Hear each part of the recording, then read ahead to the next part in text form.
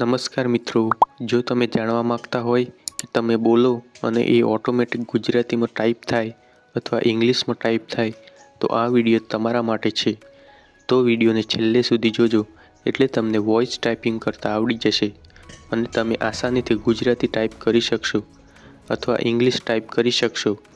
તમારે હવે મેસેજ લખવાની જરૂર ના પડે.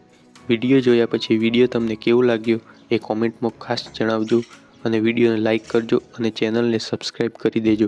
તો ચાલો વિડીયોને શરૂ કરીએ. તો મિત્રો સૌપ્રથમ પ્લે સ્ટોરમાં જવાનું છે અને સૌપ્રથમ પ્લે સ્ટોર એપ ઓપન કરવાનું છે અને સર્ચમાં જઈને તમારે દેશ ગુજરાતી એવું લખીને સર્ચ કરવાનું છે.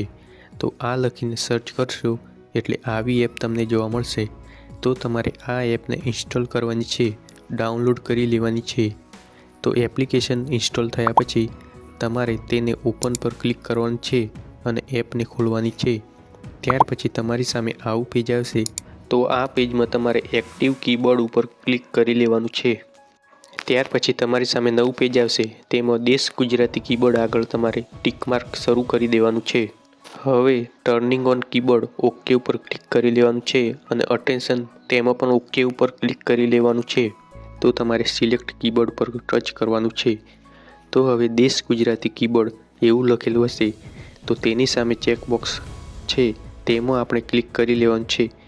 એને સિલેક્ટ કરી લેવાનું છે. હવે કીબોર્ડમાં રેડી એવું આવી ગયું હશે. હવે આપણે આ એપમાંથી બહાર નીકળી જવાનું છે.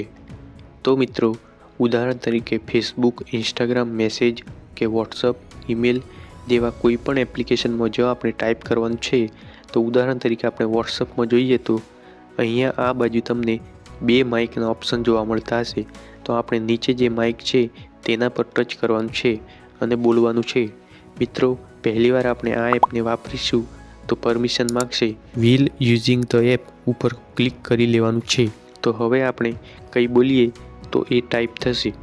મોબાઈલ ફોનમાં ઓટોમેટિક ટાઈપિંગ શીખવા માટે આપણે શું કરવું જોઈએ? તો આ શીખવા માટે આપણે આ વિડીયોને પૂરો જોઈશું.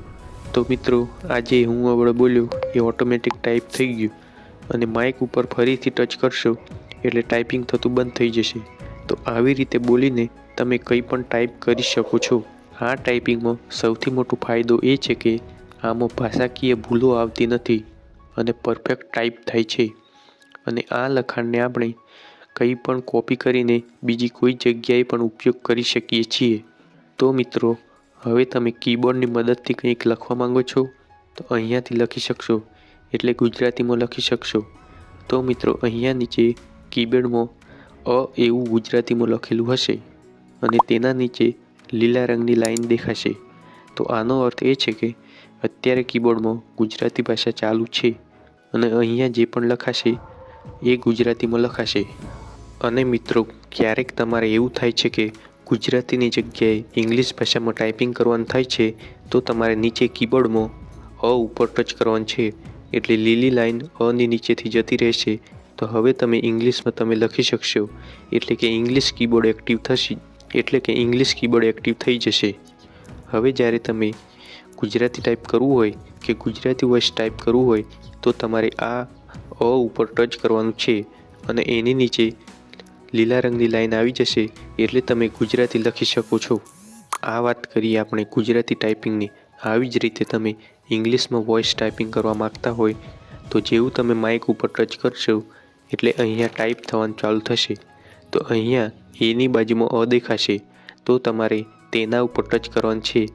તો ત્યાર પછી તમે બોલશો તો ઇંગ્લિશમાં ટાઈપ થશે.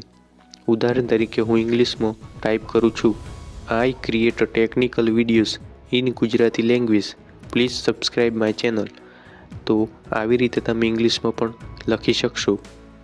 વોઇસ ટાઈપિંગમાં ધ્યાન રાખવાનું છે કે આપણે જે શબ્દનું ઉચ્ચારણ કરીએ તે એકદમ સ્પષ્ટ હોય અને આજુબાજુનું વાતાવરણ શાંત હોય તો તમારે પરફેક્ટ ટાઈપિંગ થશે. અને એવું પણ નથી કે તમે ઊંચા અવાજે બોલો તો જ ટાઈપિંગ થાય. આપણે મોબાઈલનું માઇક આપણા મોઢાની નજીકની રાખીશું અને ધીમે ધીમે બોલીશું તો પણ ટાઈપ થશે.